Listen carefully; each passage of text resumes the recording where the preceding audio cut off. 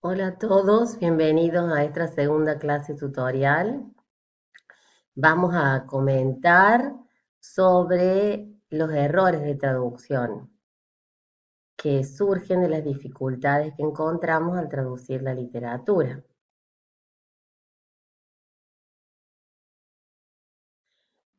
Vamos a definir un error. Hurtado Albir considera que es una inadecuación o desviación entre los fines perseguidos y los logrados y una ruptura de las reglas de coherencia. Esas reglas pueden ser de gramática, de combinación léxica, de sentido, y se pueden relacionar o tener su origen en el conocimiento que el traductor tenga de la experiencia externa del mundo, de la cultura y de su conocimiento y experiencia acumulada en la profesión. ¿Por qué el traductor comete errores?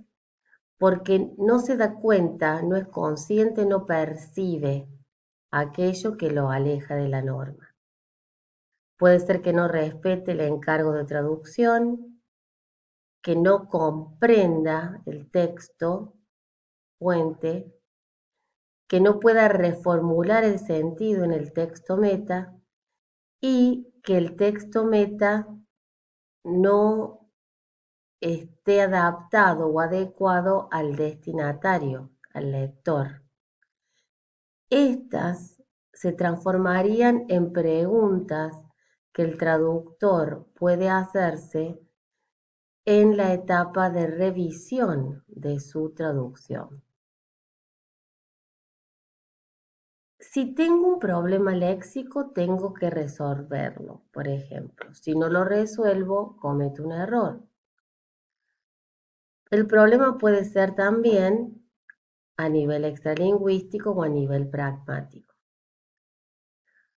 A nivel lingüístico, pueden que yo cometa, o los problemas pueden ser gramaticales, de terminología, de coherencia y cohesión. Creo que lo tenemos bastante claro. A nivel extralingüístico, como ya dijimos, la falta de conocimiento del tema, de la cultura, de los valores. Puedo traducir algo que en la cultura de llegada sea ofensivo. Y a nivel pragmático son faltas relacionadas con el encargo, el escopo, la función, la intención que tiene el texto que voy a traducir. Entonces, si hay un problema y no lo resuelvo, voy a cometer un error.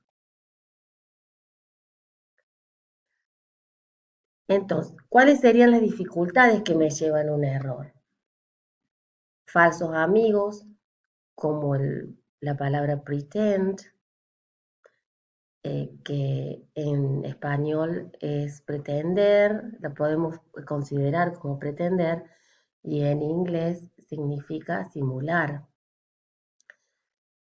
Tenemos el vocablo loop, que es utilizado en distintos temas, que puede ir de lo literario a lo tecnológico.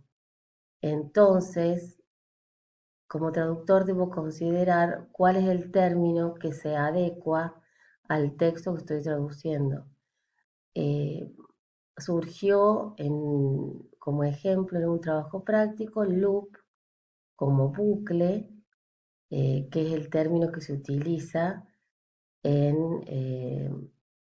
cuando hago una traducción técnica, y en español bucle lo puedo asociar a rizo. El sentido del texto era que era un recorrido, a eso se refería loop. Otra dificultad que me puede llevar a un error es reformular literalmente un idioma, una expresión idiomática. Por ejemplo, pull one's leg, que sería tomar el pelo.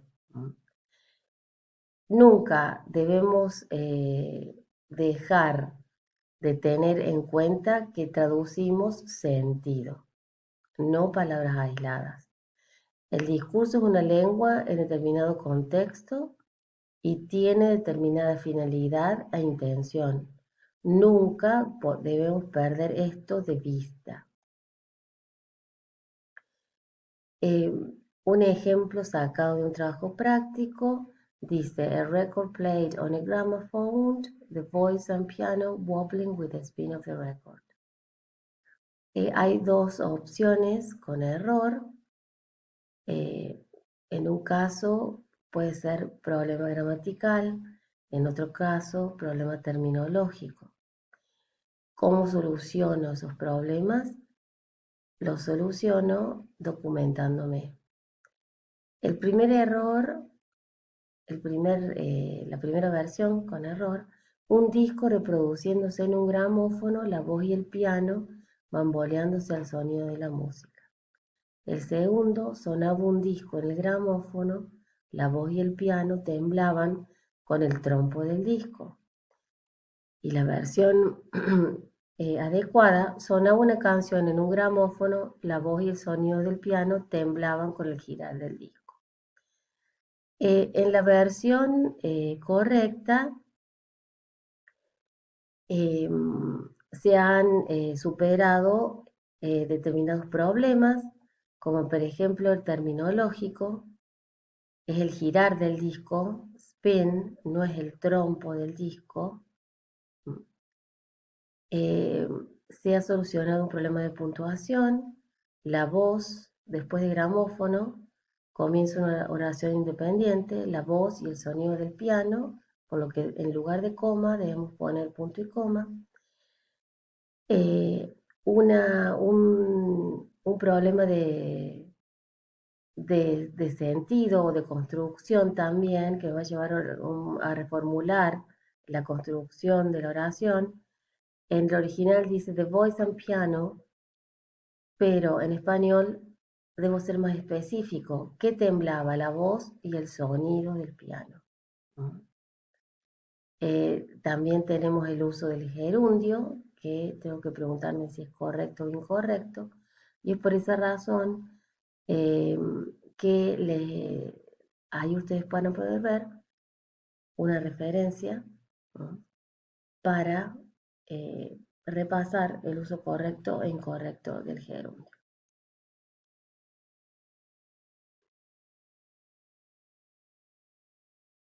Vamos a tener en cuenta lo siguiente, que el error de traducción puede ocurrir en cualquiera de las etapas del proceso traductor. Puede ser que yo no reconozca qué tipo de texto es, que no me dé cuenta de algún aspecto terminológico, sintáctico, de estilo, intención que necesita, que necesita que yo preste atención a eso, atención, que me documente. El traductor no debe dejar de documentarse. Y va a elaborar una primera versión que va a ser corregida. Voy a corregir el estilo, voy a corregir la ortotipografía. La ortotipografía no es un problema del proceso de traducción. Pertenece a la etapa de revisión y el conocimiento de la norma de la lengua de llegada. Los errores pueden ocurrir en cualquier paso de la etapa en el que estoy traduciendo y lo importante es la revisión. Puedo revisar y volver a la primera etapa, como si fuera realmente un círculo de mi pensamiento continuo que entiende, va analizando y revisa. Analiza, revisa, analiza, produce y revisa. Para corregir los errores, lo importante es mi competencia traductora, conocer ambas lenguas, cómo se aplican, conocer la cultura de la lengua de partida, de la lengua de llegada y, muy importante, documentarme. ¿Cuál va a ser el resultado? Que de superar los errores de traducción, reconocer el problema y superar los errores, la calidad. Para terminar, cito a Cicerón, nada menos, que dice que de hombres es equivocarse, de locos persistir en el error. Como humanos cometemos errores, pero podemos analizarlos, comprenderlos y corregirlos. Los invito a realizar el trabajo práctico y cualquier duda nos vemos en el foro. Muchas gracias.